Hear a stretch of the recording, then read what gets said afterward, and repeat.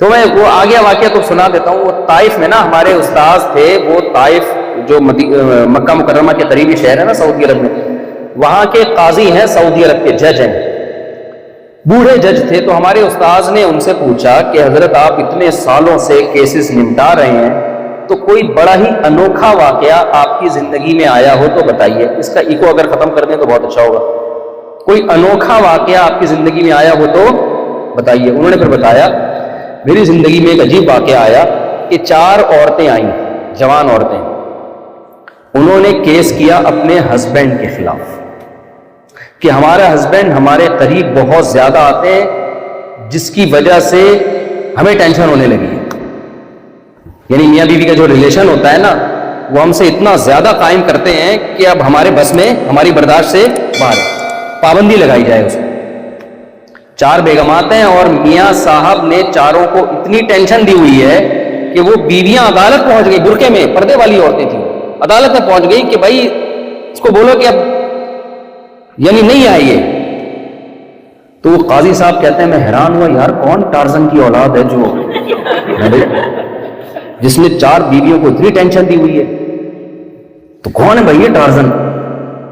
خیر کہتے ہیں اب کیس چونکہ آیا تھا, رپورٹ آئی تھی, تو میں نے بلوا لیا اس کو.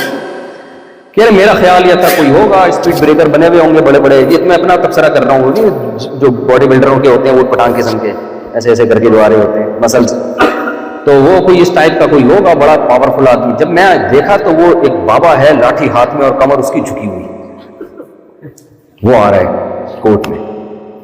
کہہ رہے میں نے کہا یار اس بزرگ کو دیکھو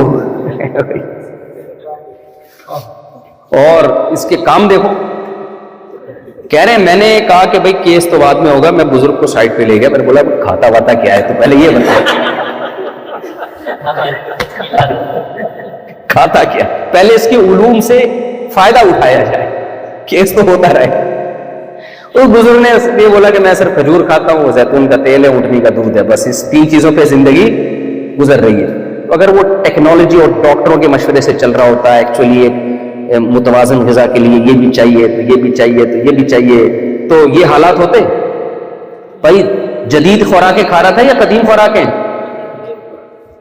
اب وہ بزرگ کہتے ہیں کہ بھئی وہ تو 1000 سال پہلے موسیٰ علیہ السلام بھی چونکہ کھجور کھاتے تھے, اب تو سائنس نے 3-4 ہزار سال پہلے موسیٰ علیہ السلام بھی چونکہ کھجور کھاتے تھے, تو اب تو سائنس نے اتنی ترقی کی, اب میں پیزا کھاؤں گا, اب میں کھجور نہیں کھاؤں گا.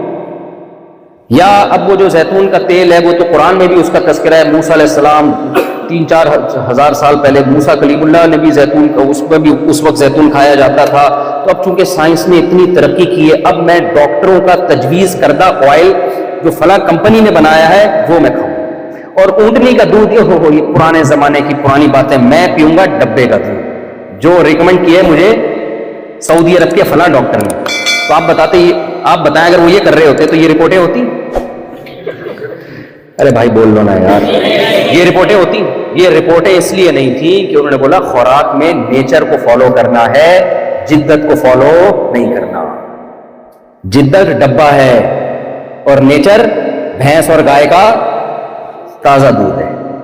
جدت ڈالڈا ہے, ڈالڈا کمپنی نہ کیس کر دے, ڈالڈا جو بھی کیس, جتنے بھی کوکنگ آئل آ رہے ہیں نا, نیچرل دیسی بول لینا بھائی کیا ہو گیا, دیسی گھی ہے. اگر آپ دیسی گھی کھا کے بیٹھے ہوتے تو مجھے بار بار یہ بولنے کی ضرورت نہ پڑتی کہ بولیں, آپ خود آپ میں اتنا کرنٹ ہوتا کہ آپ بڑھ چڑھ کے بول رہے ہو.